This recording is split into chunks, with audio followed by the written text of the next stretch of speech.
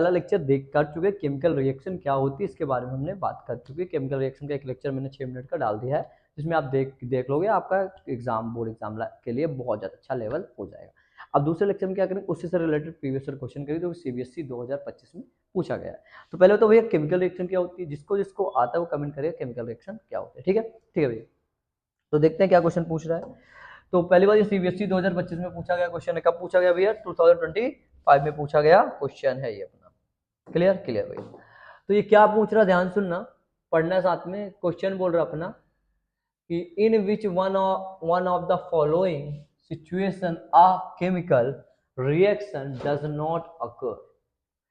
ये बोल रहा है कि कुछ पॉइंट दिए हैं, 4 पॉइंट दिए हैं, आपको इनमें से बताना है कौन सा केमिकल रिएक्शन नहीं है। क्या बोलना है? कौन सी केमिकल रिएक्शन नहीं। ये नहीं बोला कौन सी केमिकल रिएक्शन है, लेकिन ध्यान सुना, इस बात पे ध्यान रखना, ये नॉट अकर्स क्या chemical reaction, situation chemical reaction, कौन सी चीज केमिकल रिएक्शन नहीं है, इसकी बात करते हैं। अभी हमने पढ़ा क्या केमिकल रिएक्शन होती है, क्या होती है भैया? हाँ भैया, केमिकल रिएक्शन वो रिएक्शन होती है जिसमें क्या होता है, कमेंट करो जल्दी, बताता हूँ। जिसमें क्या है, दो या दो से ज्यादा अधिक सब्सटेंस मिलकर एक नया सब्सटेंस में जिसकी अलग प्रॉपर्टी है और नया कुछ बने। ठीक है, केमिकल चेंज हो, ये भी बोल सकते केमिकल चेंज हो। Clear clear sir. तो आपके पास 4 ऑप्शन है, सीबीएसई 2025 का है। अब अभी नए नए आए हो, एक बार इसको ट्राई करो। पहला बोल रहा, मैं अभी तो आपको समझाऊंगा, milk is left open at room temperature during the summer. हम जब बर्तन जो दूध होता है, हम गर्मियों के दिनों में रूम टेम्परेचर पर हम दूध को क्या करते हैं, बाहर रख देते हैं। कुछ टाइम बाद वो दूध खराब हो जाता है, खराब हो जाता है। तो क्या ये केमिकल रिएक्शन है कि नहीं, ये बताओ।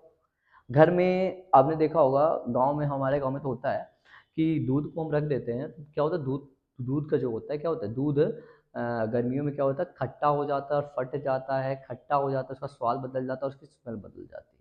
अब स्वाद बदल गया और स्मेल बदल गई, मतलब बड़े भैया कि दूध कुछ और था, कुछ और बन गया, रिएक्टेंट कुछ और था, प्रोडक्ट कुछ और बन गया। तो क्या हुआ भैया, इसमें क्या हुआ, केमिकल चेंज हुआ। तो दूध का फटना क्या हो गया भैया, केमिकल चेंज हो गया। क्या हो गया, केमिकल चेंज। तो पहला वाला तो केमिकल चेंज हो जाएगा, क्या हो जाएगा भैया, केमिकल चेंज हो जाएगा।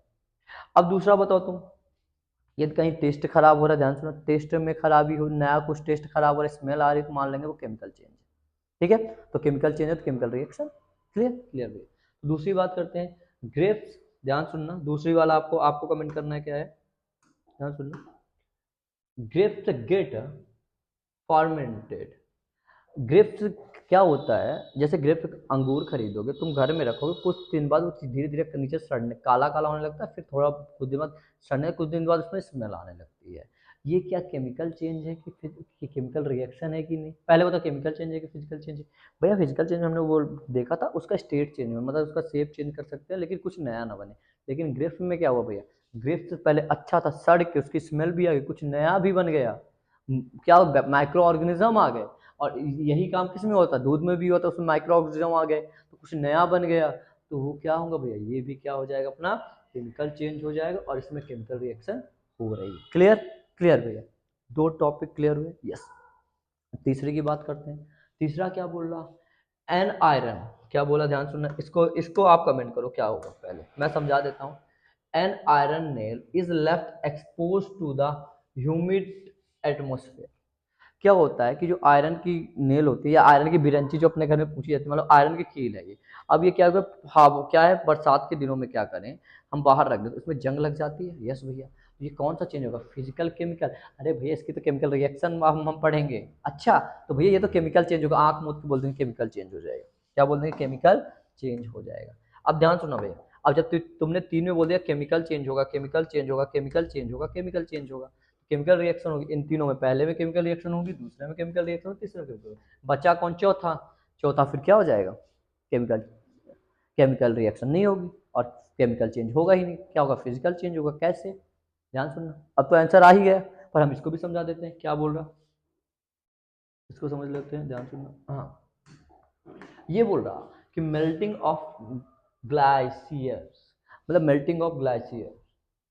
क्या होता है मेल्टिंग ऑफ ग्लेशियर, ये होता है भैया जो बड़ी बड़ी चट्टाने होती, पर्वतें होते हैं ना, जो पत्थर बड़े बड़े बर्फीले चट्टाने होती, बड़ी बड़े पर्वत होते, जैसे हिमालय हो गया, तो क्या होता है जब ये जो आप अपना एटमॉस्फेयर, जब अपनी जलवायु है ना, ये गर्म हो जाती है, या सन का टेम्परेचर बहुत ज़्यादा, तो ये पिघल जाके क्या बन जाते हैं, सॉलिड से क्या आ जाते हैं, लिक्विड फेस में आ जाते हैं।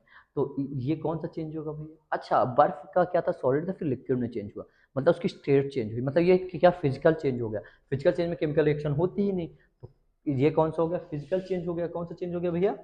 Physical change. कौन सा? Physical change.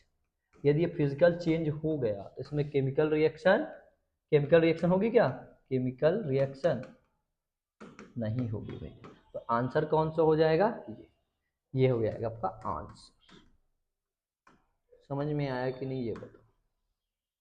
समझ में आया कि नहीं आया ना? हाँ भैया, बहुत अच्छी तरह ये हमें समझ में आया। थैंक यू, पढ़ते रहो, बेस्ट ऑफ लक।